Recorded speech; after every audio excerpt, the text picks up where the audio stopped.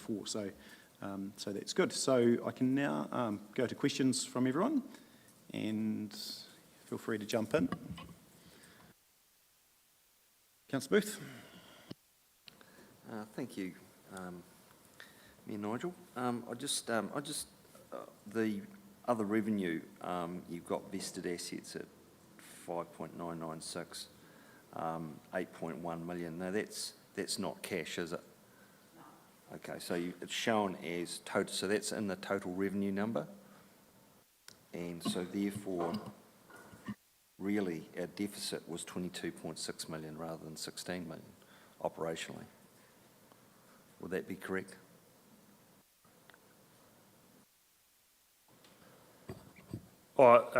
Councillor Booth, I think if I understand your comments, the revenue has been presented in terms of the the accounting standards and what we're required to report as revenue. So vested assets are treated as revenue because in actual fact they do come in as a benefit to the council and add to our balance sheet.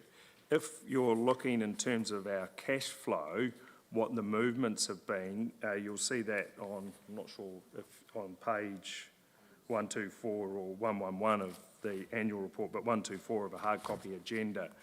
And so there you see the cash movements, receipts from rates, receipts from other revenue, etc. And what that shows is that the cash flow from operating activities is 16.6 million as a surplus. So that, it's, to your point, what is recognised as revenue isn't just cash, it can be non-cash items. Just as in expenses, depreciation is recognised as an expense, but in actual fact it's a non-cash one. So it's the accounting standards that dictate that. But if you look at the cash flow, that tells you the movements of cash in and out for an operating basis. Yeah. Councillor Pye. I'm not sure if this is actually a question for you, Andrea, but well done on the getting the accounts done. But point 19, total operating expenditure of 28.7 million higher than budgeted. and there's a list there that explains the majority of those variances. But as a council, what are we actually going to do differently so that we don't sit here in a year's time and our expenses are once again $28 million over budget? Because that is what concerns me. And not your place to answer that, Andrea, but that's what I think as a whole we need to think seriously about. Yeah, look, there's a couple of things. Obviously, depreciation was a moment in time with revaluations, and I would hope the team are confident in regard to waste management expenses moving forward. So we should be, but there's some other things that I think further work and consideration, conversation around delegations and always also reporting around those budget items is important. And so, yeah, I think some of those, actually sit within governance having the right. So that's very much our role as well. So no, I'm glad you raised that. Yes, Councillor Scott. Thank you, Andrea. Well done, team. Long hours and you've got there, so well done. My question is just around good governance, actually. Independent auditors report. I just wondered who's actually received that, because I don't believe I have reviewed that, and would have thought that should have come to councillors as a whole. So that's my one question around good governance. And two, just on page 8, it references 10 groups of activities as follows, where everywhere else references 9. So then I got confused. Do we have 10 or do we have 9? So just a question. I think it's 9, not 10, because I read it. Yeah, thanks. John, did you hear that? Would you be able to speak to that in regard to, so it was around the auditor report, wasn't it? Independent auditor's report. I have not reviewed that, and I asked who has. Didn't we get that by email from Bede yesterday? No, that was something different. No, I don't believe that was that. So that's where it raised it to me. That's is right. that I don't believe that is an independent auditor's report. No, we'll hear from John in regard to that. Are you able to speak to that? Thank you. Yeah. I'm happy to speak to that. So Bruce Robinson has reviewed the report that I propose to sign if council authorises the mayor and the chief executive to sign the letter of rep and the financial, the annual report. So Timaru will receive an unmodified opinion. So that means that we are happy that the performance information and the financial statements fairly reflect the performance for the year and the financial position. There will be an emphasis of matter paragraph in the audit report, which will refer to the note in the financial statements about the uncertainties with the water reforms, 3 water reforms. But that's no reflection on the council. All the territorial authorities, unitary authorities have got that emphasis of matter. It's just we're in an unfortunate situation where we've got uncertainty, and you know that better than I do. So, and in terms of the late adoption of the annual report, the council has self-disclosed that, so there is no mention of that in the annual in the audit report. I think But that's if you- fine, but my question hasn't really been answered. Yes, we delegated the authority to Mr. Robinson to review it, but Governance 101 would suggest that as a councillor who is signing this off, I should have had the opportunity to review this. So how do you feel about that, John, that I have not received that to review the final documentation? I'm comfortable for you to have it. Do you want me to send it through now? Note it for next year, but I can definitely send it noted through. for next year, because that is quite an important part of the sign-off process, I would have thought.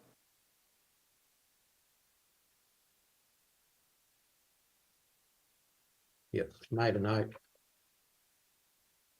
That's right. It's a good point, and we'll give some thought offline as well to that. But thank you for raising that. Any further questions for the team? Sorry, Councillor Piddington.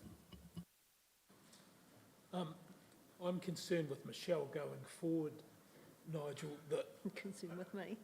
Yeah, well, not necessarily about Michelle, but the same sort of concerns that we have massive overspends. So how does it get to that within delegations and moving money? So I think we as a council need to be far more rigorous in how we have the financials presented. I mean, there's a massive underspend in projects. I mean, we need to start to get these things right, so you don't end up overspending $16 million at the end of each year. Yeah, I don't disagree, but I think if you take depreciation out of that, and you could argue that actually we're one of the councils that have probably approached that correctly, and maybe others aren't dealing with that, but they actually haven't allowed to depreciate quite the same as well. So there's some things that sit in there that have caused a increase in a deficit, but they're actually good governance decisions in all regard. So yeah, I hear what you're saying, but and the issue needs to be worked through. But I think you're making it slightly larger than it is. Yeah. Councillor Bird. Yeah, I mean, it's not really a time to be making statements, but the power's in our hands. We need to be cognizant of what the process was and how we ended up this way. But we as councillors now, we're the ones that have the power in our hands to make sure that going forward, and this LTP, never before is going to be so much more important, and we've got to be cognizant also of where we've come through and where we're going in terms of all those other things that we've got coming down from us, for those pressures economically from around the world and what have you. We are not isolated from them. We are like every other council, but it has to be noted, but we also know that the power's in our hands to do something about it. Yeah, look, and I think if there's things that you're not seeing come through, I'd actually challenge the elected members to be part of the solution. It's fine to throw rocks and within glass houses, but actually, be a part of the solution. We are here to govern, and, this is, if you're arguing about, why has this come to being, well, I would actually put it back on all of you and say, well, a lot of you have been here for some time. There's newbies in the room that have been here for just over a year, but a lot of you have signed off budgets for years and years and years, and annual reports, and LTP direction and all those sort of things. So you've been happy to. So you just got to be really careful, throwing stones when actually maybe some self-reflection might be a benefit. But anyway, moving back to the report. Is there any further questions in regard to this document? Otherwise, I'll go to John to give us any further comments, questions. Thanks, John. Over to you. Right. Thank you, Mr. Mayor. So one of the things that the council will be doing is authorising the Mayor and Chief Executive to sign the representation letter on your behalf. So I just want to clarify a couple of things. Bruce Robinson in his report emailed highlighted that there was 3 non-standard representations in there. One was to do with North Street, but that's the same representation as was made last year and the year before, that the council is position is that they acquired the property on behalf of the relevant authorities so that the clean-up could occur. It's not owning the issue of that it's responsible for clean-up. But also in the representations, there's made about laws and regulations. We don't do a legal compliance audit, but we do look at your compliance with the key accountability legislation. So that's to do with LTPs, the annual plan and the annual report.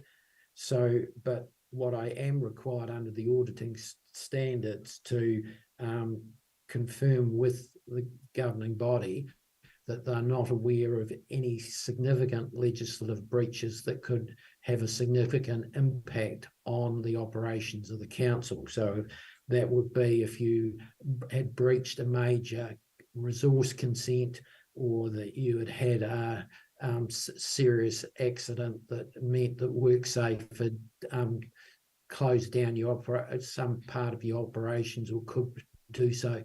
So the question for the councillors is, are you aware of any significant legislative breach of that nature? No, the answer would be no, and I'm getting shakes of the head around the room. Can everyone just look at me and acknowledge? So it is a serious question. Yeah, Councillor Puddington. The question's for everyone. Yeah, thank you. Okay, Councillor Booth, you're all good? Yeah, thank you. No, all good. Thanks, John. So related parties and disclosures is a challenge for auditors, as we do not know your personal circumstances, and it's not our role to pry into your personal circumstances. So we rely on disclosures by elected members and by senior management as to what their interests they are, held through trusts, held through partnerships, what that your close family members. So are the elected members comfortable individually that what is disclosed as in the related parties notes reflects, to their knowledge, the full position? Yeah, everyone comfortable with that? Those were the emails that had to be chased up with some, but thank you for those that were proactive and responded in a timely manner. But everyone's comfortable again? Yeah, full disclosure? Yeah, all good. Thanks, John. So post-balance date events, there's 3 types of events. There's business as usual. There's events that occur after balance date that affect the balances at balance date. So if you've got a major customer, they go into receivership, then you would normally provide for the debt to be only partially or fully written off. And then you get events that are significant enough that you disclose to the readers. So if you've had got the resignation of a CEO, then you would disclose that.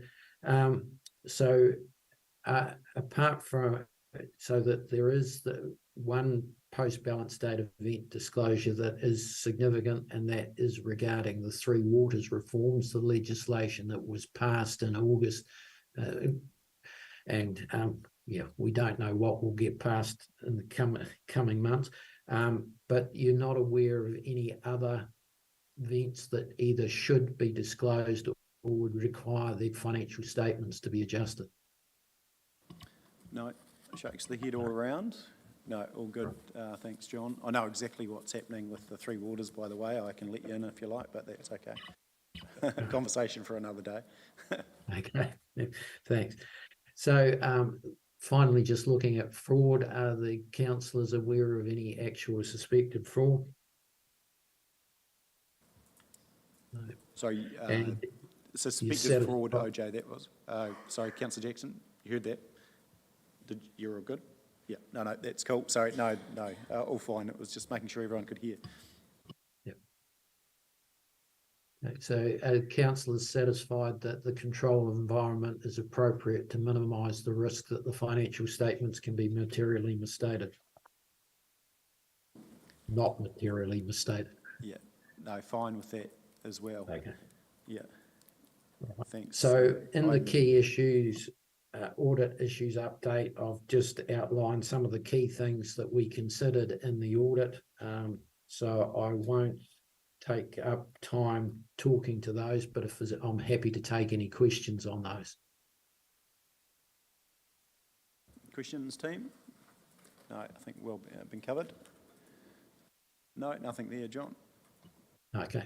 Well, I just want to reiterate that the council has done very well to get to the position it is now. We were a half a day to a day away from being able to adopt on the 31st of October. But considering that you had the late start with the 2022 audit not finishing until nearly halfway through the year, and to get back on track with the 31 October balance date, which is 2 months ahead of last year, the team did very well at Timaru, especially with the pressures that they were under. So I just do want to pass on my thanks to, Andrea, Paul, Trudy, Bede, because he had contributed well to that process. So thank you to everybody for that. Brilliant, thanks, John. Any other questions for John? No, that's cool. Look, and we'd like to extend our thank you to you and your team. It's been a great result, and to your point, we're now back on track, which is fantastic, exciting for our team going to Christmas, that they don't have to dream about audit, and they can just focus on what's under the tree.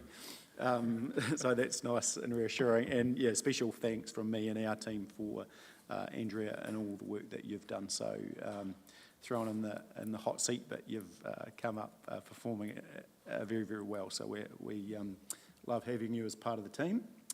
Really easy to approach, and hey, that's saying something for an accountant, isn't it? Eh? So no, what, accountant with personality. No, we do appreciate all the work that you've got. You do for us. So thank you. So we'll move now to the adoption. Page 1, the recommendations. 1, the council receives and adopts the annual report for year ended 30th June 2023, and 2, that the Mayor and Chief Executive are delegated authority to make minor corrections plus. Thank you, Your Worship, and maybe just noting what Bruce recorded and John mentioned, that the Mayor and Chief Executive are authorised to sign the letter of representation. Maybe record the vote of thanks to Andrea and the team. Brilliant. So the third was authorised to sign the letter of rep, and also, fourth, I think we'll record a vote of thanks for the team. So everyone comfortable with those? Yeah, I'm happy to move from the chair. Can I have a seconder? Councillor Oliver. Perfect. Any further discussion? I'll put the motion now. All those in favour, please say aye. Aye. Against? Carried. Brilliant. Too easy. Back on track. It's exciting, isn't it?